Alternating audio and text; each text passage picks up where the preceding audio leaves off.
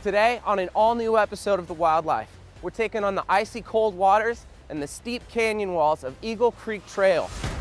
Woo-hoo-hoo-hoo-hoo. Looks like we're going for a swim. So cool.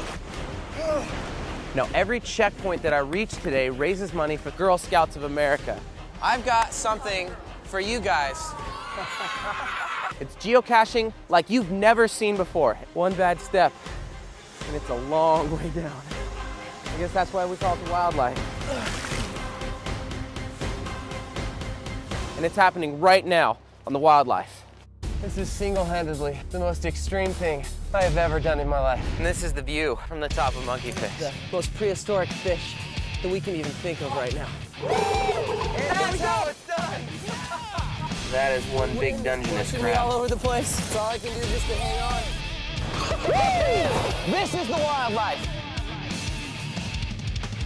The Wildlife is presented by Next Adventure.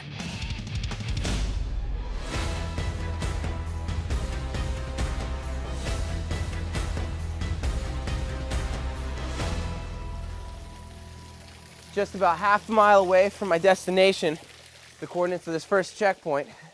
According to this, it is that way, right over there. I'm in the Columbia River Gorge at the start of the Eagle Creek Trail. My first set of geocache coordinates will take me just over 1 mile along this 100-year-old trail. Every checkpoint I reach during this geocache raises money for the Girl Scouts of America, who are also celebrating their 100-year anniversary. My first big obstacle of the day is traversing this dangerously icy leg of the trail. The trail is so dangerous this time of year that there's actually these cables next to the trail that as you're hiking down the trail, you'll have to grab a hold of these and pick your footing as you're making your way through, because one bad step and you are going off the edge. People have died on this trail. So it's not like it could happen or it might happen. If you're not careful, it will happen. Okay, according to this, I'm getting close, but my bearing's kind of funny. Somewhere out here. Just gotta head down.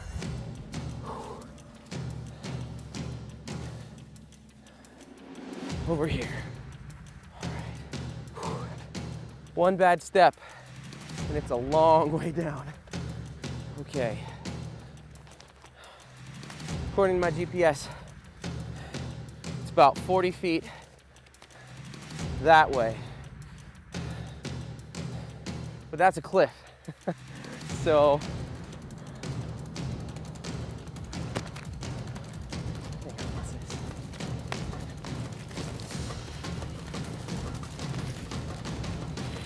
Of course.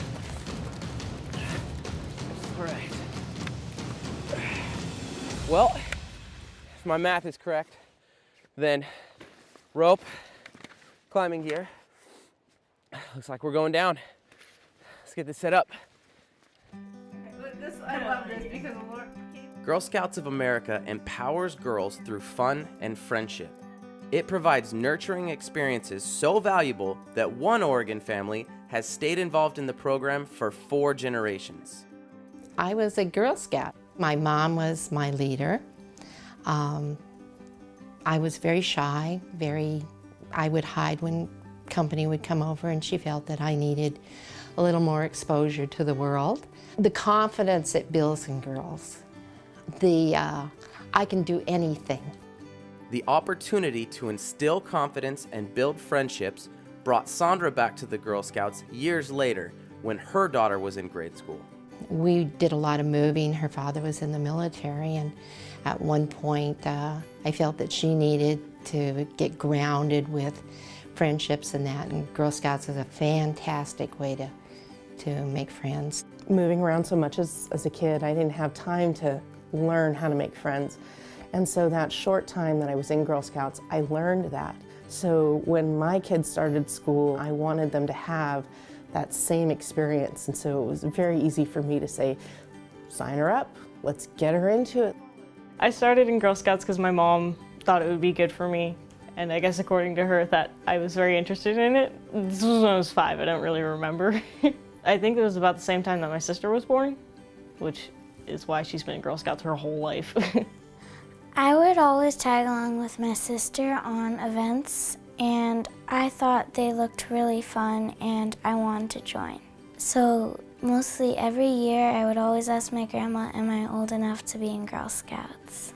Finally old enough, Caitlin is now the youngest in the family to continue learning the skills and values taught in Girl Scouts. I sit there and I think, wow, when my kids have kids, that means they'll be Girl Scouts, and when they have, I mean, we've hit 100 years for Girl Scouts, and my kids are just gonna keep that going as they go, because that's where we are and who we've been. I'm a Girl Scout.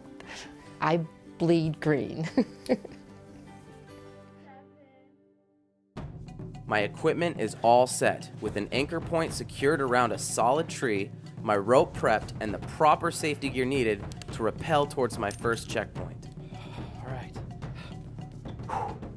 Here we go. Woo-hoo-hoo-hoo-hoo.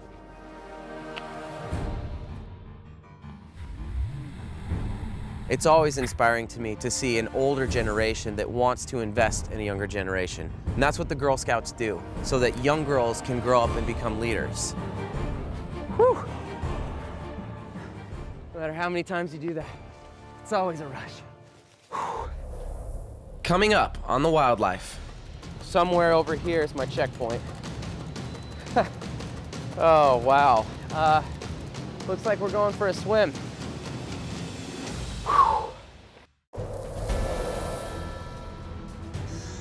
The Wildlife is presented by Next Adventure.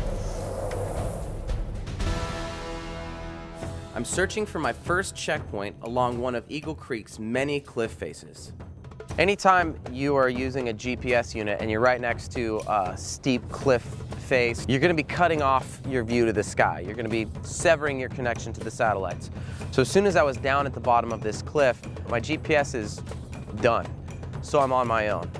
And when you're on a slick hillside covered in mud and ice, that makes it so much more challenging. Got it. Whew. All right. First one down.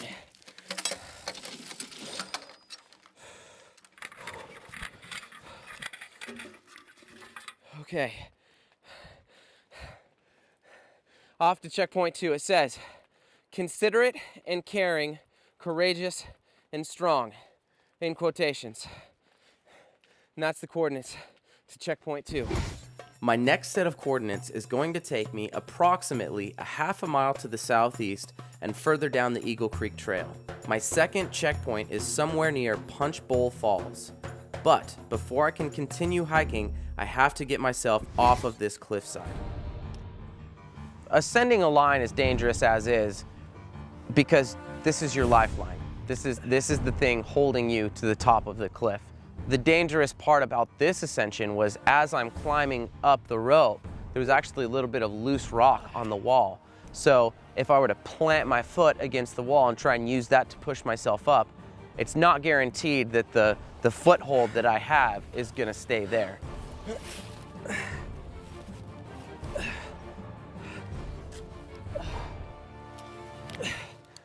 Out of the canyon, but far from being done. The Girl Scouts of America provides girls unique experiences to help them build strength and courage. One of the most impactful types of experiences the Girl Scouts embark on also happens to be close to my heart, getting out into nature. One of my fondest memories is we went tent camping in Memorial Park, and we did all the Girl Scout stuff. I made my first sit-upon, my first dipping bag. We learned about banana slugs. And then I got to sleep in a tent with a whole bunch of girls.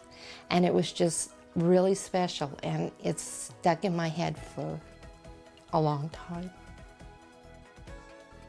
Now a troop leader for her granddaughter, Sandra has passed on her adventurous spirit and love of camping. Tent camping is my favorite because when you sleep in the tent, you get to hear like the raindrops falling on your tent, and it sounds so much cooler than just being in a cabin. Helping girls to discover new activities and strengths is all a part of the Girl Scouts mission. There are loads of things activities and stuff that I discovered I liked. Camping, definitely. Being outdoors a lot. So definitely some of those kinds of things. I love to this day to still go out and throw that tent up, and I don't care if it's raining, it's okay. It's better when the sun's shining. GPS is pulling me this way. So this is the main trail right here, but looks like I'm headed down this direction towards the lower punch bowl. All right, and we're getting close. Let's do it. That must be the punch bowl right down there. Whoa. Oh. Okay. 75 feet, getting close. All right, my bearing is sending me this direction. No. Yeah. Somewhere over here is my checkpoint. Oh, wow. Looks like we're going for a swim. I guess that's why we call it the wildlife.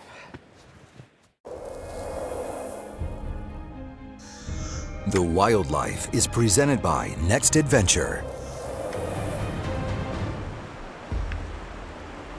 All right, 40 feet. I have to actually swim to my target, and the water is freezing cold. Hypothermia is going to set in. Hypothermia sets in the moment your body temperature is lowered. So mild hypothermia is going to happen. I need to make sure that my body doesn't drop any lower and go into extreme hypothermia, because then we're in some serious trouble.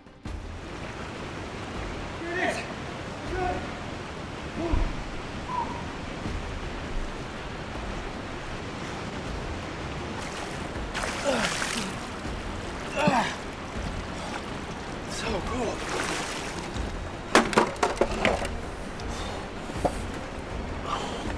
All right, gotta dry off, put all my layers back on as fast as I can. I can warm up fast. Any second, hypothermia could be a really bad issue. Whew.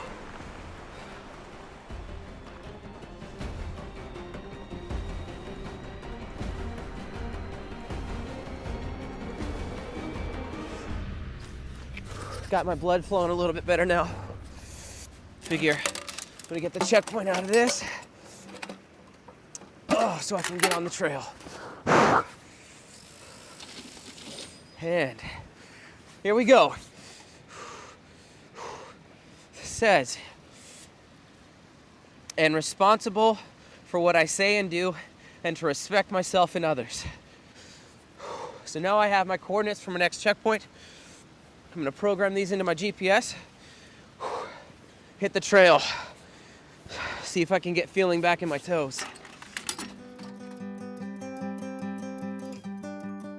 I think that the number one thing that Girl Scouts fosters in youth is empowerment and leadership. I've seen myself grow as a person, definitely getting out of my shyness, meeting more people. I've learned a lot of things, and it's let me experience a lot more than I generally would have thought of that I would have experienced by 15. Now with 3.2 million members, Girl Scouts strive to introduce more and more opportunities to grow girls into strong young women. Girls are doing the whitewater, they're doing canoeing, they're doing all those wonderful things that they should be doing, you know, experiencing life. Just because we're girls doesn't mean that we can't do it. But for every activity, there are equipment needs that can't always be met. Girl Scouts runs into the problem sometimes of not having the things that we need, like the equipment to go rock climbing. The other problem that I think Girl Scouts has a lot of is having the instructors. I have no idea how to teach how to climb that rock to a girl. A lot of times we try and find somebody who can donate it to us, but there's not always that option. The confidence and the courage, I see that built in girls every day. And there's nothing like seeing a girl get it. She got it. It's like chills all over your body. According to this, I'm about 420 feet away. Somewhere over here. So, let's go see what we can find. My current set of coordinates have taken me 1 mile south from my last checkpoint at Punch Bowl Falls. Now, 3 miles into the Eagle Creek Trail, checkpoint 3 is looking to be somewhere near High Bridge. 10 feet, come on. Boom, right here. Oh, come on. More rock climbing gear. So, right. Oh, of course. There it is. Whew. I don't care who you are. You can say you're not afraid of heights, but anytime you look down something like that, you still get this feeling in your stomach. Everything tenses up. Just the thought of tumbling down that. Whew. All right, well, let's go down and get something. All right.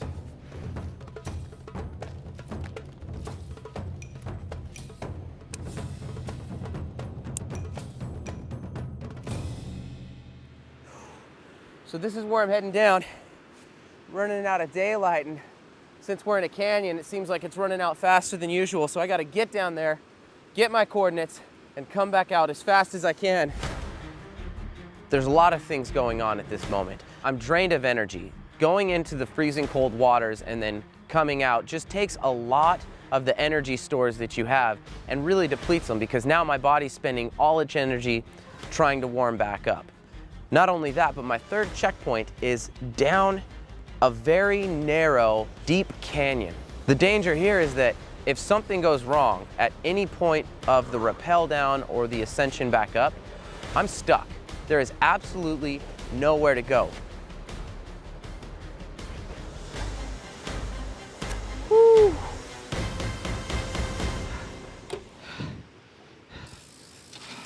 Respect authority, use resources wisely, make the world a better place. And then it has a ... which means we're not done yet. I still have more checkpoints. All right. Leave this right here, climb up, program that in my GPS, and we're off to the next checkpoint. The Wildlife is presented by Next Adventure. Just left the bridge.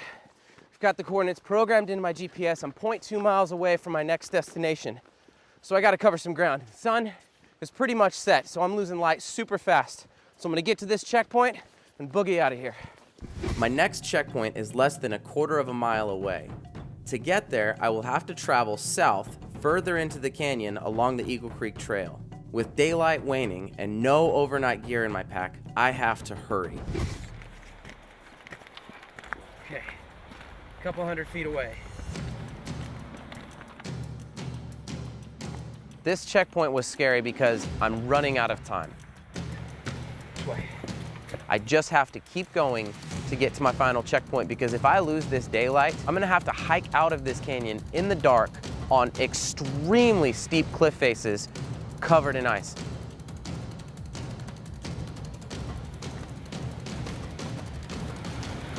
There it is. Oh, there.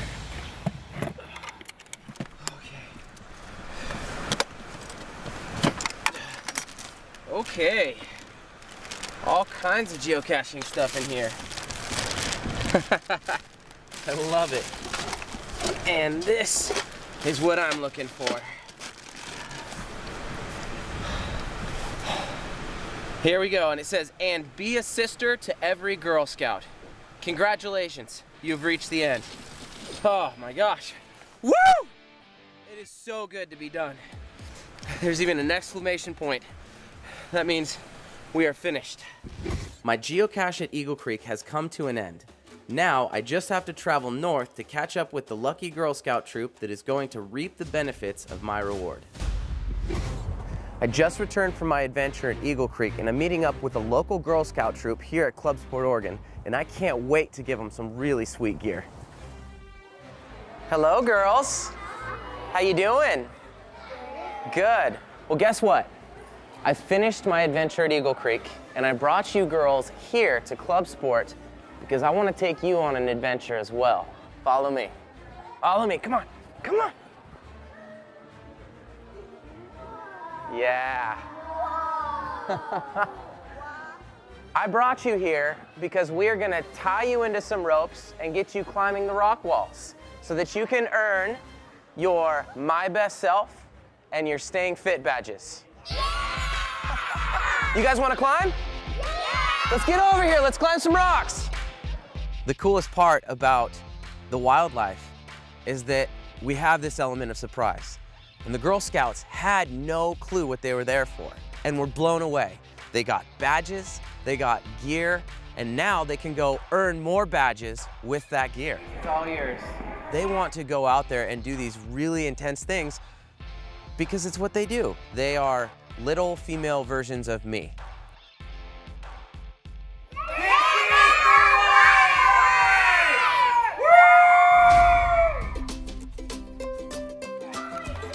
Does she have it in her?